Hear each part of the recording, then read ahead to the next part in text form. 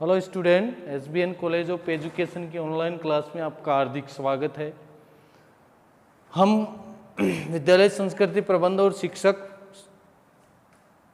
क्या शिक्षा का अधिकार कानून 2009 की स्पष्टता के बारे में किया कि दिसंबर 2002 में प्रारंभ किया गया था और ये 2002 से लेकर चालू होते होते कहाँ पहुँच गया था। 4 अगस्त 2009 को ये लोकसभा में पारित होकर क्या हो गया, पारित हो गया और 1 अप्रैल 2010 को ये संपूर्ण देश में लागू हो गया। तो अब इस आरटीए जो है उसके पहलू क्या थे, कानूनी पहलू क्या बनाए थे कि क्या क्या किया जाए, इसके लिए क्या क्या जरूरी है, क्या क्या नहीं है। तो एक तो ये किया गया कि 6 से 14 वर्ष के बालक बालिकाओं को निःशुल्क अनिवार्य शिक्षा दी जाए। निःशुल्क अनिवार्य क्या दी जानी चाहिए, शिक्षा दी जानी चाहिए। ये पहली बात उन्होंने स्पष्ट की कि बालिकाओं को निःशुल्क शिक्षा दी जानी चाहिए। ऐसा बच्चा जिसकी आयु 6 वर्ष से अधिक है, ऐसा बच्चा जिसकी आयु 6 वर्ष से अधिक है और वो भी अगर पढ़ना चाहता है तो उसकी आयु के अनुसार उस बच्चे को उसी कक्षा में एडमिशन दिया जाए। मान लो 10 साल का बच्चा आ गया तो उसको पहली क्लास में थोड़े बैठाएंगे, दूसरी क्लास में बैठाएंगे, तीसरी में बैठाएंगे और उसको विशेष ट्रेनिंग देकर उस क्लास के योग्य बनाना है, ठीक है, बच्चे को। और बच्चे का एडमिशन उसके जन्म प्रमाण पत्र, उसके माता पिता के मृत्यु प्रमाण पत्र, उनके आधार पर उसको क्या किया जाना चाहिए, एडमिशन दिया जाना चाहिए। ये सब कुछ नहीं है तो भी उसको एडमिशन के लिए मना नहीं कर सकते, चाहे वो गैर संस्था हो, चाहे सरकारी संस्था हो, चाहे गैर संस्थाएं हो, चाहे नवोदय विद्यालय हो, सभी विद्यालयों में ये सारी स्थिति लागू की गई है, ठीक है। इसके बाद है कि प्राथमिक शिक्षा खत्म होने से पहले किसी भी बच्चे को रोका नहीं जाएगा, यानी किसी को फेल नहीं किया जाएगा। बोर्ड परीक्षा पास करने की जरूरत नहीं होगी। प्राथमिक शिक्षा पूरी करने वाले विद्यार्थियों को एक प्रमाण पत्र दिया जाएगा। एक क्या दिया जाएगा, प्रमाण पत्र। जो प्राथमिक शिक्षा प्राप्त कर लेते हैं उसको एक क्या कर दिया जाएगा, सर्टिफिकेट दे दिया जाएगा कि तुम साक्षर हो गए हो, तुम्हें शिक्षा प्राप्त हो गई। उसके बाद सभी तरह के स्कूल, चाहे वह सरकारी हो, अर्ध सरकारी हो, गैर सरकारी हो, नवोदय विद्यालय हो या केंद्रीय विद्यालय हो, किसी प्रकार की विद्यालय हो, उन सब विद्यालयों में आरटी यानी सैनिक स्कूल है, सब कानून के अधिकार में आएंगी। गैर सरकारी स्कूलों में जो प्राइवेट निजी स्कूल हैं उसमें 25% सीटें आरक्षित रहेंगी, अल्प पिछड़े वर्गों के लिए आरक्षित रहेंगी 25% सीट, ठीक है। चाहे वो कितने ही महंगी स्कूलें हो, कितने ही हो, उसमें 25% बच्चे क्या होंगे, निःशुल्क होंगे, जिनका सरकार वहन करेगी पैसा, उनको एडमिशन लेना ही होगा। ये अनिवार्य रूप से लागू किया गया है जो गैर सरकारी संस्थाएं। और अगर वो ऐसा मुक्त शिक्षा नहीं करवाते हैं 25% की, तो उनकी मान्यता क्या कर दी जाएगी, रद्द कर दी जाएगी। ये गवर्नमेंट के नियम है, कानून है ये आरटी 2009 के। क्योंकि अगर जो शिक्षण कार्य करवा रहे हैं गैर शैक्षिक संस्थान हैं, उन गैर शैक्षिक संस्थानों में अगर निःशुल्क 25% बच्चों को प्राथमिक 1 से 8 तक बच्चों को 25% बच्चों को क्या देनी होगी, उनको निःशुल्क शिक्षा देने का अधिकार है, निःशुल्क शिक्षा लेने का अधिकार है। अगर उनको नहीं दी जाती है या उनका एडमिशन नहीं लिया जाता है तो इस प्रकार के स्कूलों की मान्यता गवर्नमेंट रद्द भी कर सकती है, इतना भी अधिकार है। इसके बाद है सभी बच्चों को घर के आसपास स्कूल में दाखिल हासिल करने का हक है, यानी कोई भी बच्चा हो उसको अपनी आसपास की स्कूल में ही दाखिला मिलने का हक है, ठीक है। कोई भी स्कूल ये मना नहीं कर सकता कि हम इसको दाखिला नहीं देंगे या इसको प्रवेश नहीं देंगे। अपने पास की स्कूल में वो जब चाहे कब प्रवेश ले सकता है, ठीक है। इसके अलावा सभी बच्चों को घर के आसपास स्कूल में दाखिला होना चाहिए। सभी तरह के स्कूल, चाहे वो सरकारी हो, गैर सरकारी हो, सब इसी दायरे में आते हैं। सभी स्कूल शिक्षित प्रशिक्षित अध्यापकों को भर्ती करे और अध्यापकों का अनुपात, यानी शिक्षक भी क्या होना चाहिए, प्रशिक्षित होना चाहिए। और इसका अनुपात क्या होगा, कक्षा में 1:30। 1:30 का मतलब 30 बच्चों पर एक अध्यापक होना जरूरी है।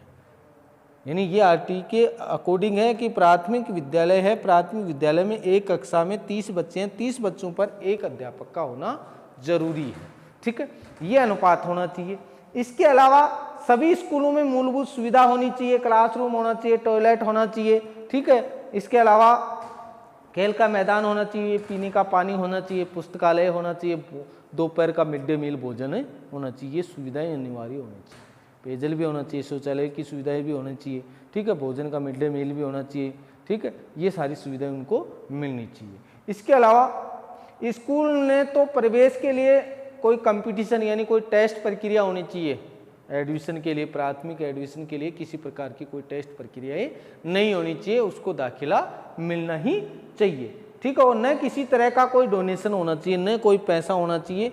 जो 25% स्टूडेंट सरकारी विद्यालय में हैं उसमें तो 100 के 100% बच्चे ही हैं। अगर कोई गैर सरकारी संस्था है उसमें अगर 25% बच्चे हैं, उन 25% बच्चों से किसी प्रकार का डोनेशन या उनसे किसी प्रकार का कंपटीशन वाइज कोई टेस्ट प्रक्रिया नहीं होनी चाहिए। अगर ऐसी स्थिति में कोई विद्यालय करता पाया जाता है तो उसके 25,000 रुपये से 50,000 रुपये तक का क्या है, जुर्माना है। कितना? 25 से 50,000 रुपये तक का जुर्माना है।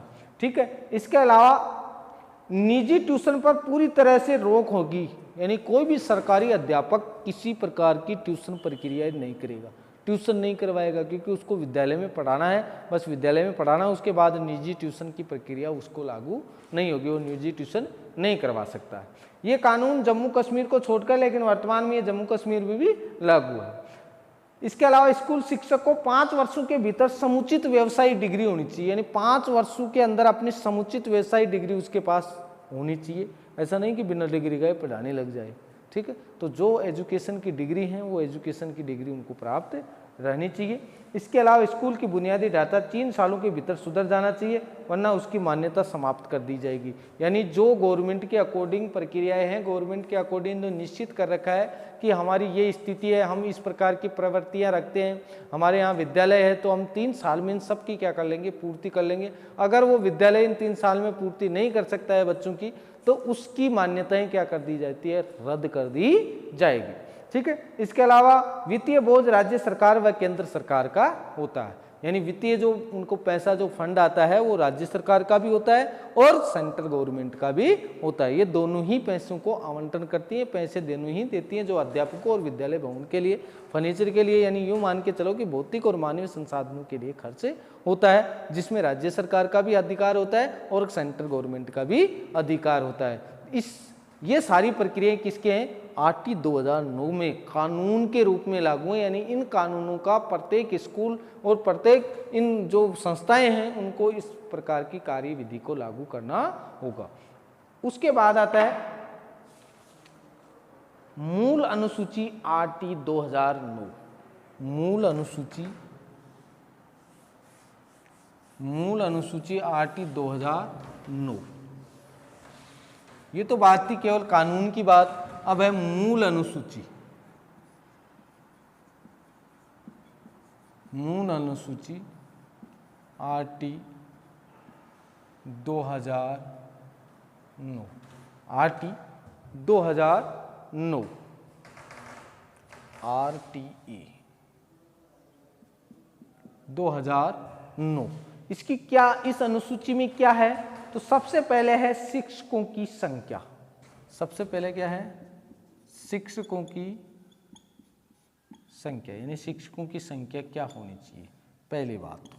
तो शिक्षकों की संख्या क्या है, 1 से 5वीं तक कक्षा, इसमें पहला है 1 से 5वीं तक कक्षाओं में 1 से 5वीं तक कक्षा के लिए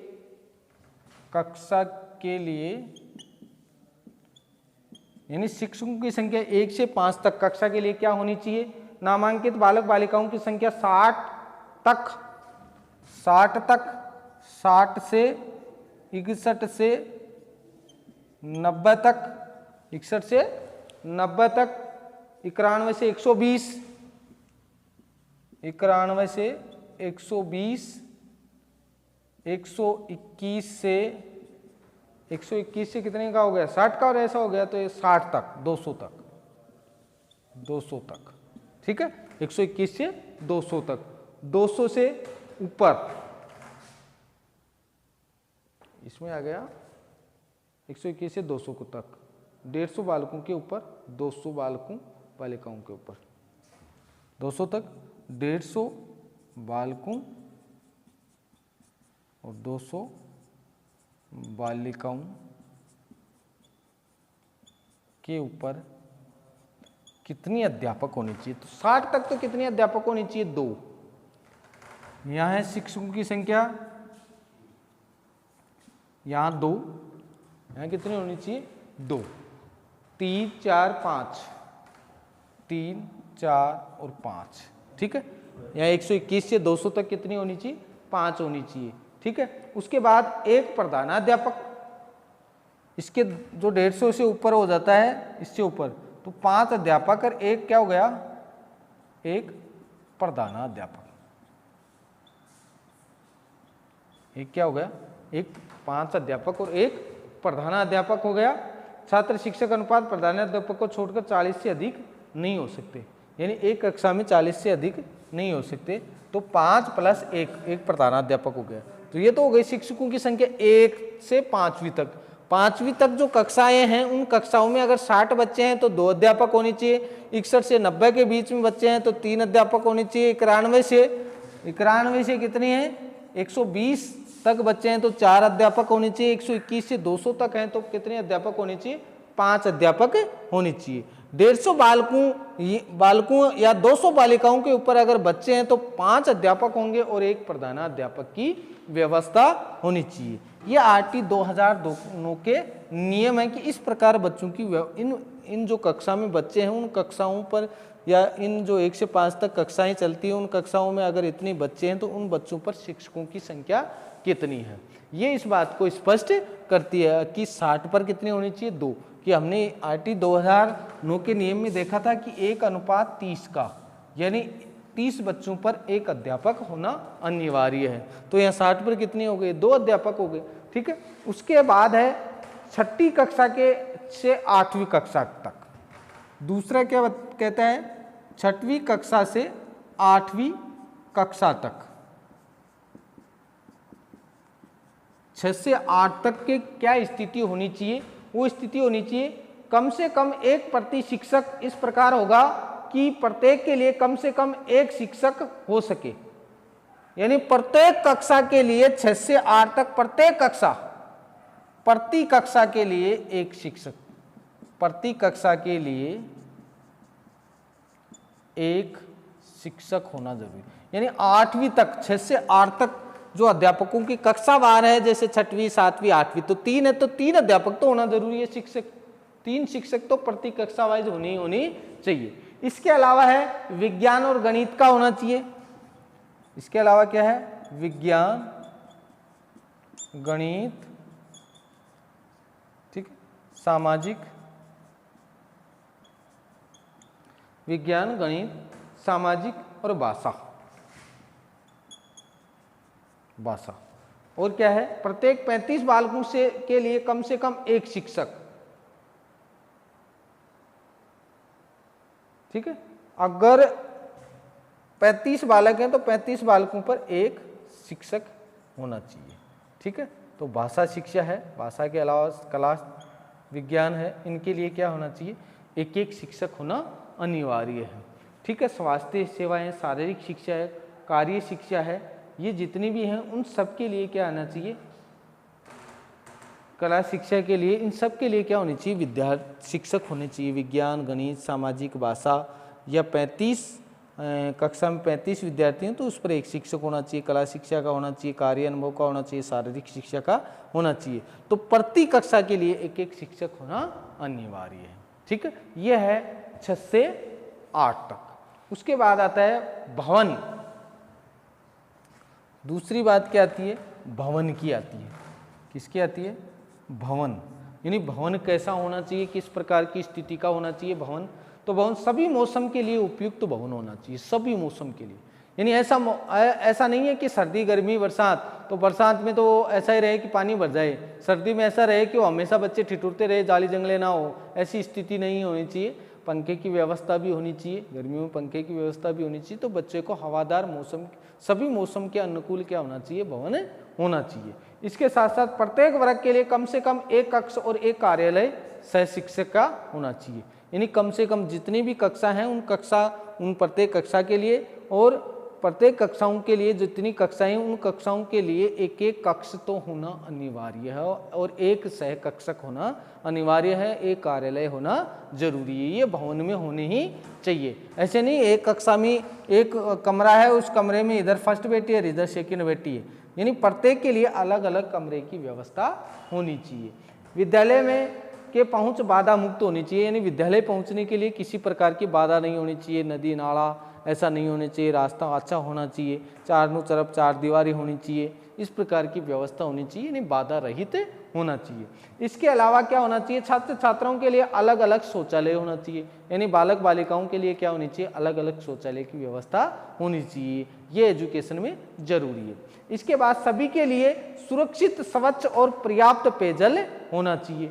इसके अलावा मध्याह्न का भोजन होना चाहिए और वो भी समय के अनुसार, यानी 7 दिन में अलग अलग प्रकार का भोजन होना ही चाहिए। खेल मैदान होना चाहिए और चार दीवारी होनी चाहिए। ये स्थिति उनके अकॉर्डिंग होनी चाहिए। उसके बाद आती है एक शैक्षिक वर्ष में कार्य दिवस, यानी एक शैक्षिक दिवस। ये तो भवन की स्थिति होगी कि मौसम के अनुसार भवन होना चाहिए, बाधा रहित होना चाहिए, ठीक है, और वहाँ पर्यावरण की भी वातावरण की भी अच्छी व्यवस्थाएं होनी चाहिए, शौचालय की बालक बालिकाओं के लिए अलग व्यवस्थाएं होनी चाहिए, ठीक है, और पर्याप्त और शुद्ध पेयजल होना चाहिए। इस प्रकार की स्थिति होनी चाहिए। तो भवन की बात हो गई। अब है कि कार्य दिवस क्या है, एक वर्ष में शिक्षक या कार्य दिवस वर्किंग डे कितनी होनी चाहिए। तो वर्किंग डे है 1 से 5वीं तक 200 कार्य दिवस होनी चाहिए। 1 से 5 तक 200 कार्य दिवस होनी चाहिए। कितनी होनी चाहिए, 200 कार्य दिवस होनी चाहिए 1 से 5 तक, यानी 12 महीने में जो एक वर्ष में जो कार्य दिवस हैं तो इतने दिन तो एजुकेशन होना ही चाहिए, इतने दिन तो क्लास लगनी चाहिए। 1 से 5 ये आरटीई के नियम बताते हैं, ठीक है। 6वीं कक्षा से 8वीं कक्षा तक 6 से जो 8 है वहां होना चाहिए 220 कार्य दिवस,